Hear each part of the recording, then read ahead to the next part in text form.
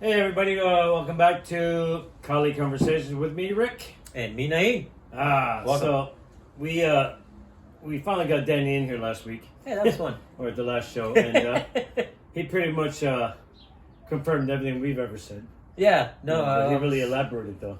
I was actually just thinking now as I was sitting here how I appreciated how in depth he went with his process. Yeah. How he came to the bladed mind, and just to see it, how all these lessons that I've had throughout the years, through these past 6 years, where they were born from these Right. very simple concepts. And you, when you listen to him talk about why he was doing it, he wasn't satisfied with the junk that he would never ever use, Right. and decided, okay, I need to leave that stuff out because it's wasting Yeah. valuable time for him. Yeah, especially training that one student, the corrections officer, and meeting his needs. Right. And More say, than "Oh, anything." we need to do this, but I don't need all Right. the other stuff. I need it right now. Right. What can you teach me? Imminent danger Right. sort of situation. How do I move beyond? I don't need all the fluffy stuff. I don't Right. need the things that are a waste of time. I don't Right. need to learn how to twirl this and that, whatever. But when you see that guy move, it's incredible. Oh yeah, Yeah. I mean, I've met him. He's like 6'4". Right.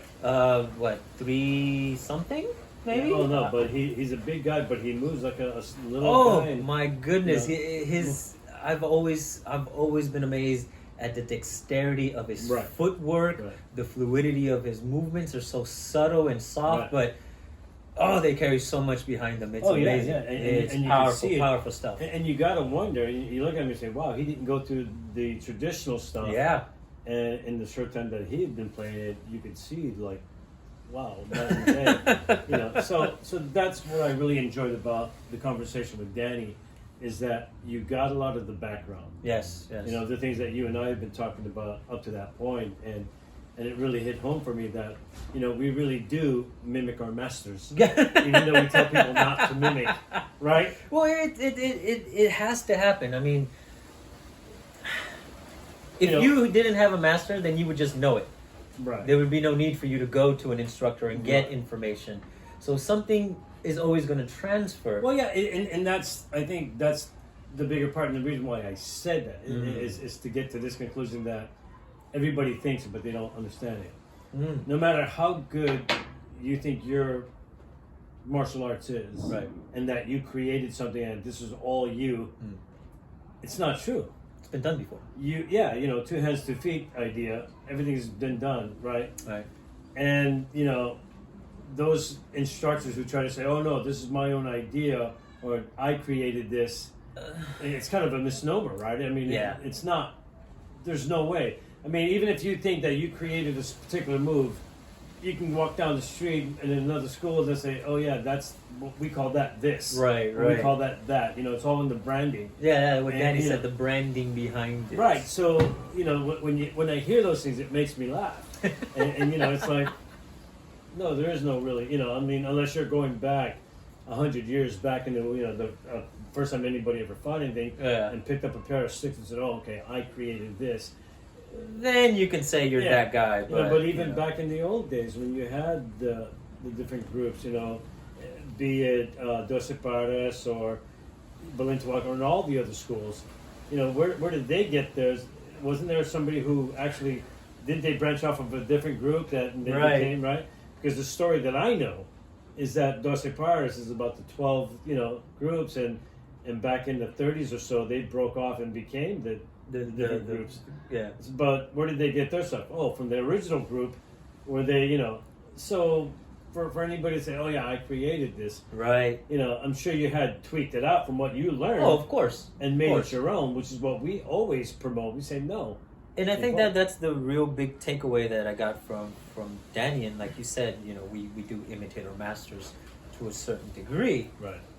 But his instruction was always, no, don't imitate me. Right. Yeah, and that's what we get now, right? None of our Right. students really look like they, No, you couldn't tell that we were from the same school.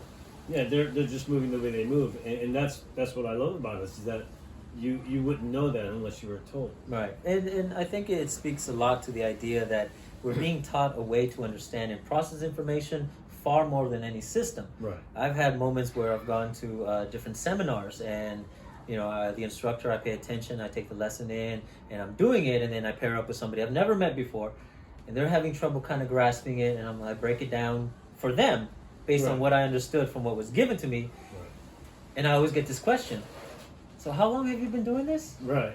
And I'm like, I'm not part of this school. Right. What do you do? Oh, I do the bladed mind. And then you can just see that pause in their head, like, is he lying? Is he pulling my... Like, how were you able to explain it to me in this way that I was able to duplicate what was shown, but you're not part of this school? Right. I'm like, well, because I understand what's connected. Arms, legs. There's only so much they can do. And that's the thing, because of the way you understand things, the way we give you the information, it's not the old traditional, like, here's a certain move, you have to do it exactly like this, blah, blah, blah. But because we learn what's behind it, why it works, and why you would do that, then when somebody's telling you about their version of it, or their ideas on whatever it may be, they make the connections. You start to understand, okay, as far as body mechanics is concerned, that's this idea.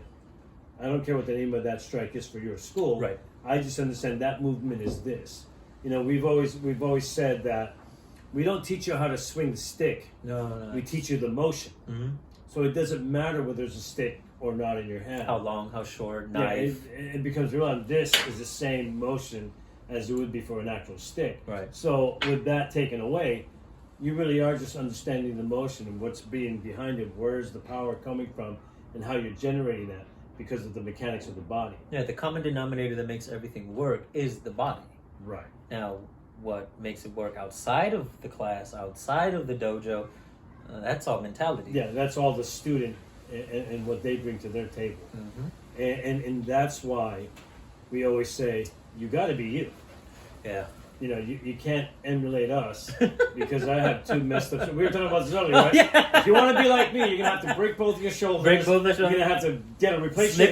Slip a disc, and then you can kind of fight the way. Yeah, they now have some idea of how you move or why you move the way you move, but the understanding behind it. Now, considering that you are as broken as you are, because physically, even doctors have said, "How are you standing?" Which is amazing. But if I were to take that understanding into this body that is healthier, Emil Blonsky from the Hulk movie, he said, if I had what I know now in a body 10 years ago, I'd be a dangerous person. I wouldn't want to meet that guy. Yeah, exactly. So this is that transference now. And I think that brings up a good point about the relationship between student and instructor, because the instructor has all the knowledge, all the understanding. Right. Now, if they had your body or the younger student's body, it'd be dangerous. So is that one of the driving forces of why you'd want to pass this on to somebody? Well,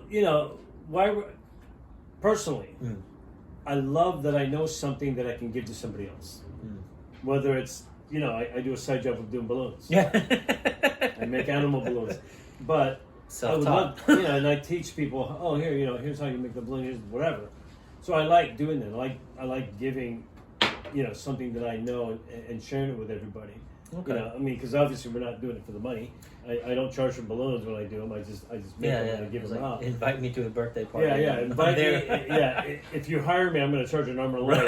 But if you invite me, it's free. Right. So they're like, just come to my party. Oh, you're invited. Right. But it's the same thing with martial arts. It's not like we're gouging people for to pay for our stuff. But we just, me and Danny both have a passion, and we hope that rubs off on you. That it's more of just a passion than it is. It's work, and anytime anything becomes work, I hate it. Yeah, and I, even to quote Danny, he once said, "Once something becomes work, it's time to quit." Yeah. It's time to stop doing that, just because. Now you have an obligation to do something versus a drive and a love to do it. Right. And that definitely has come across to me. And I love teaching. I love sharing this stuff. I love going to seminars and seeing people, I don't get this. Well, let's think about it for a moment. What do you know? And how we get you to this side? And it's a wonderful feeling that I want to continue. I definitely like this, and I want to share it with people. So I was watching this video today. It was on Facebook. and I don't recall the name of the school or even the organization, but they were talking about what we've talked about in the past, ranging. Oh, okay. And they explain almost exactly what we say, right? Oh, nice. But they say it in their own way, and their verbiage is all, and you could see that, okay, that takes a lot longer because of what we understand. Right. And it's not to knock them down or anything. No, it's a great lesson. Because the message is still getting across. Right.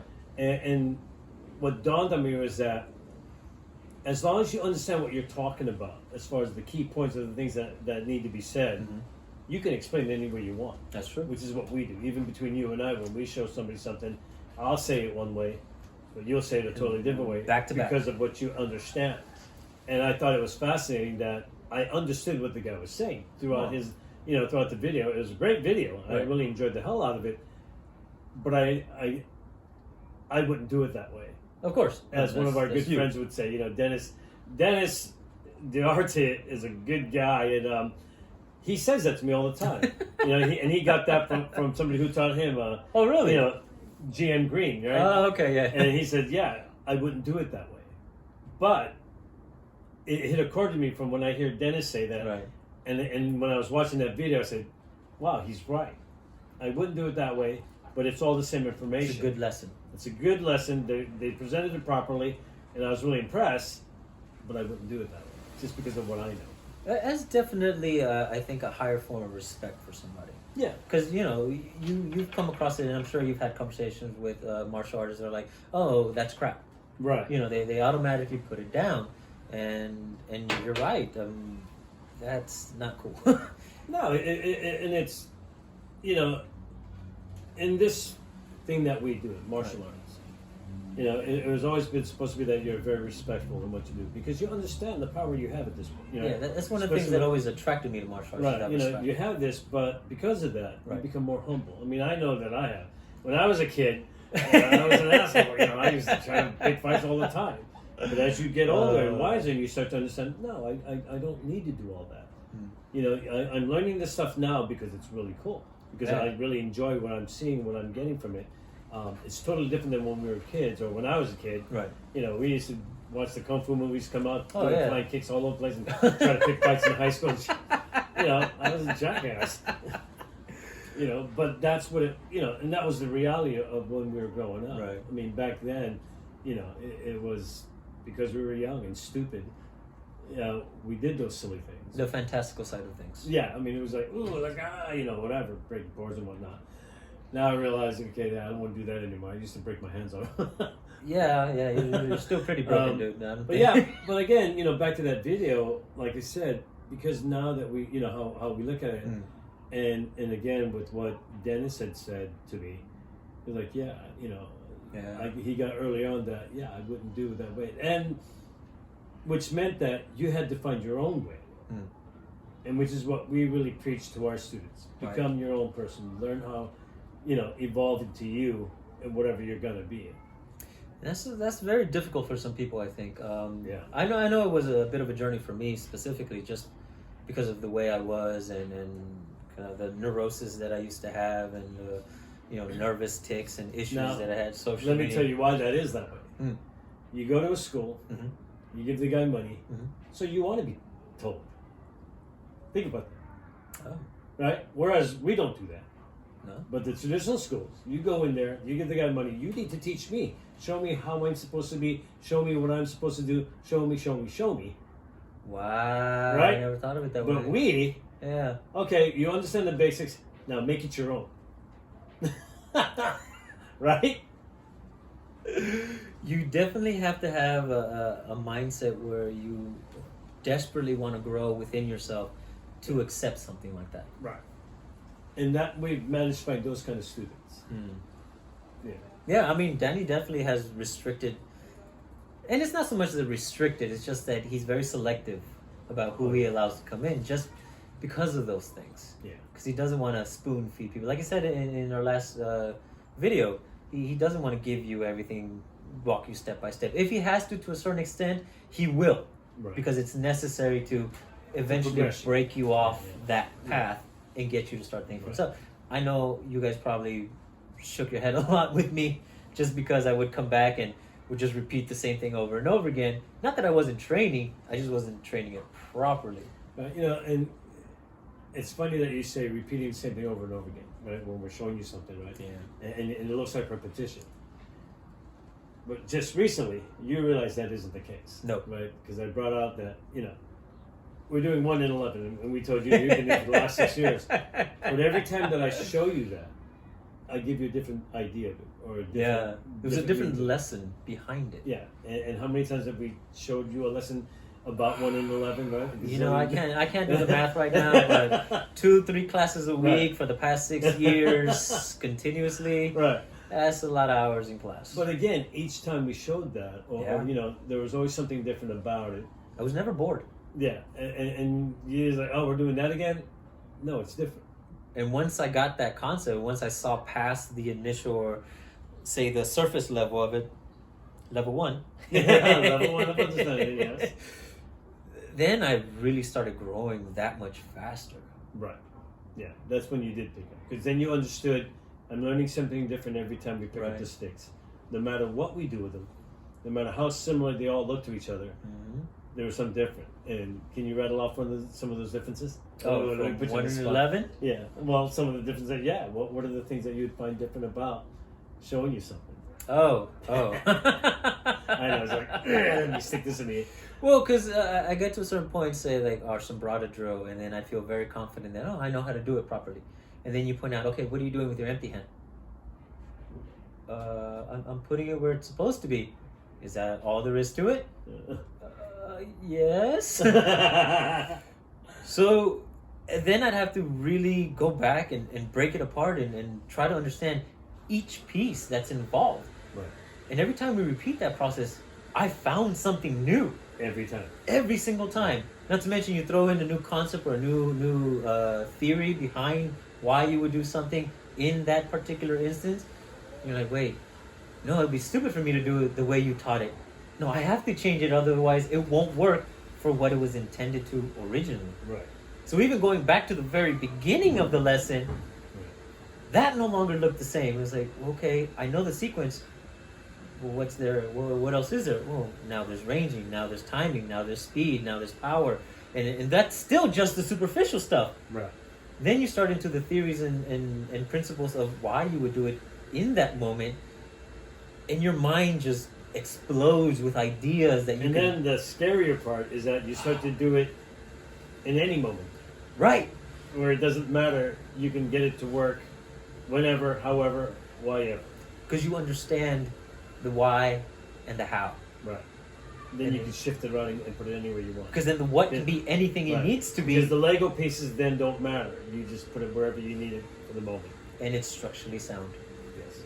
You see? Yeah.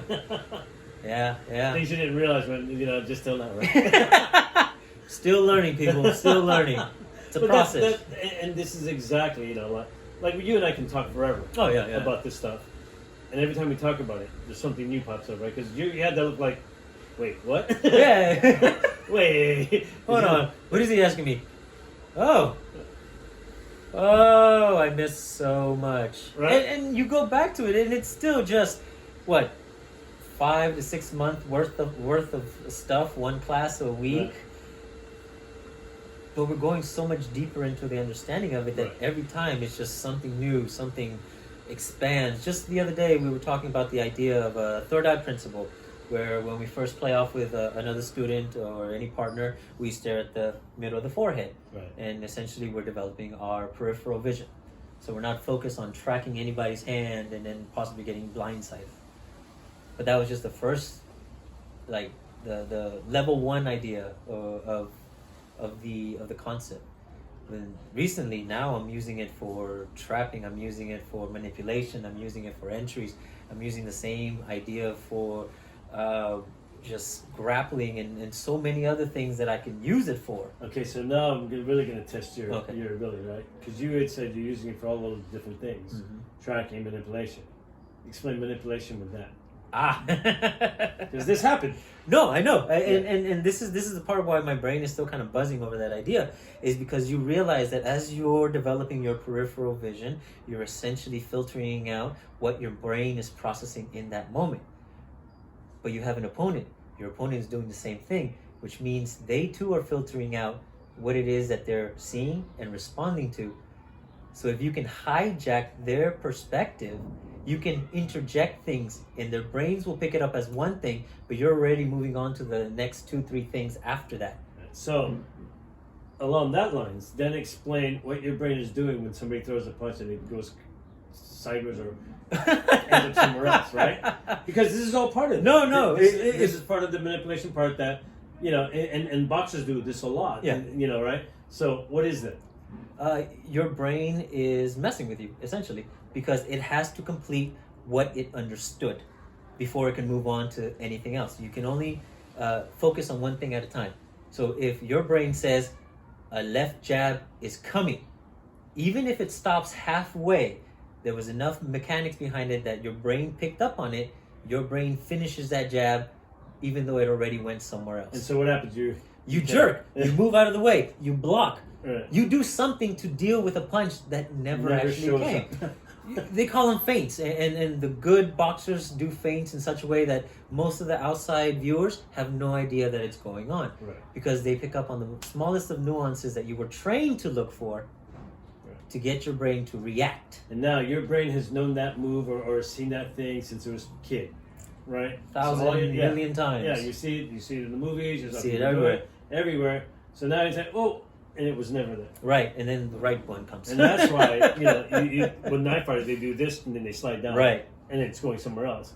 And that's exactly, you but put your that brain block still, up. you're still going, right. Now you got a knife you in your gut, right?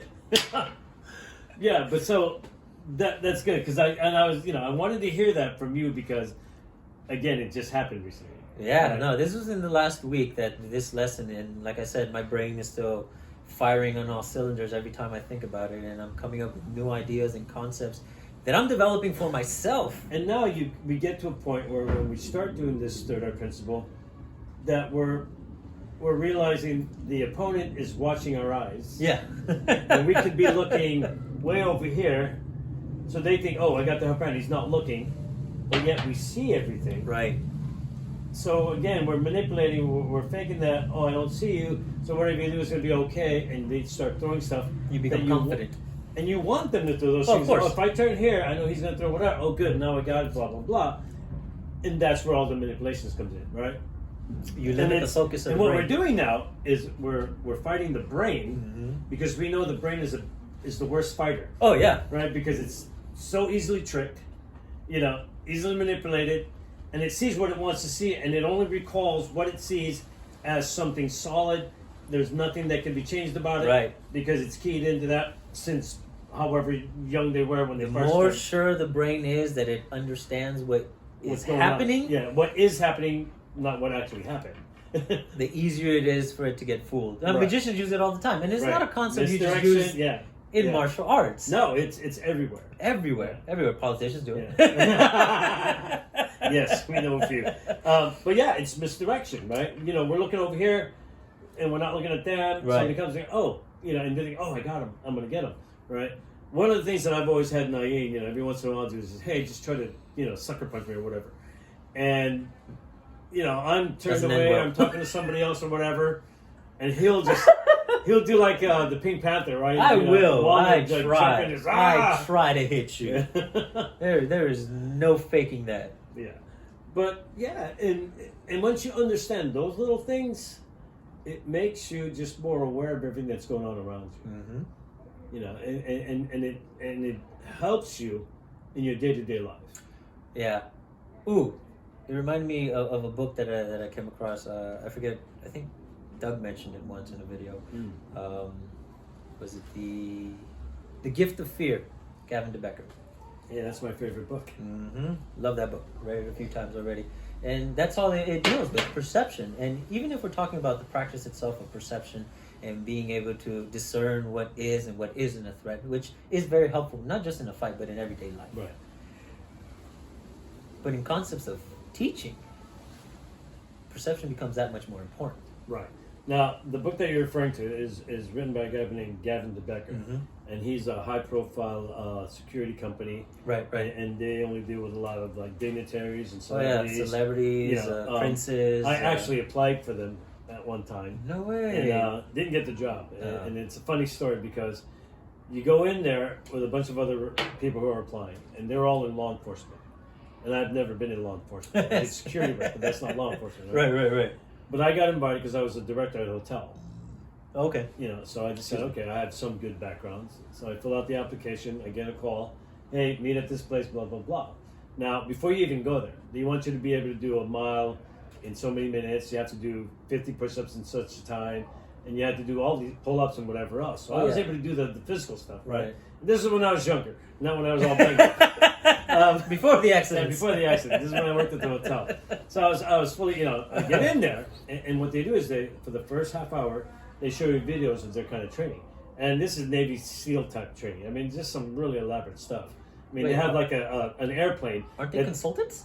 No, they're an actual security company. They actually do the thing. I mean, they'll stay with their clients throughout their trip. Oh shit! Put up cameras, whatever, just so they have a whole surveillance thing. I mean, it's pretty elaborate, right? They show this one video where they have a cockpit, the plane, and they dump it in the water while you're in there. And that's the training, is that you get out, you do the things, blah, blah, blah. So the place where I messed up, I couldn't even get the grammar part. And I write stories. They said, here's a paragraph, put the commas and everything else where they need to be, and then you get to go to the next phase. And that was the very first, I couldn't pass that. And I know, right? But here's the kicker. They said, because if you can't get past this, you can't do anything, no matter how physical fit you are or whatever else. Because they know, as I know now, that the stuff you write in your reports that have to go to court will make or break the situation. So when you had a problem come up, you had to write a report about it. And you had to be very concise, and you had to know, because if you put the comma in the wrong place, it means something totally different. Let's eat, Mom. Wait, are we going to eat, Mom? Or we're calling Mom to go eat? I mean, it was that kind of stuff, and they were very stringent about that. And I couldn't get past that first piece. It was hilarious. I was like, and I felt so stupid. And I realized, wow, my English teacher, I'm sorry for saying all those bad things about English that I thought I'd never use. I had to use it, and I couldn't do it. Wow, and then you come full circle and find out that verbiage matters that much. Verbiage matters much, and here we are. Now. Oh my god. Yeah, great story, right? See, no. I laughed earlier. I want to laugh at you now, but now I just really feel bad for you. Thanks. And I write stories. You do, and I've read some of your stories. They're pretty good. Yeah, but it was funny. And I was like, and I was dumbfounded. I was like, wow, was I really that bad? Well, it just goes to show the importance of conveying information. Yes, and that's what brought that up. Because I wanted to make sure that we understood that our students understand that you really have to get the right words out there when you're talking about stuff. At the right time. Yeah. So that was pretty funny. I haven't been checking my clock for this. I don't even know.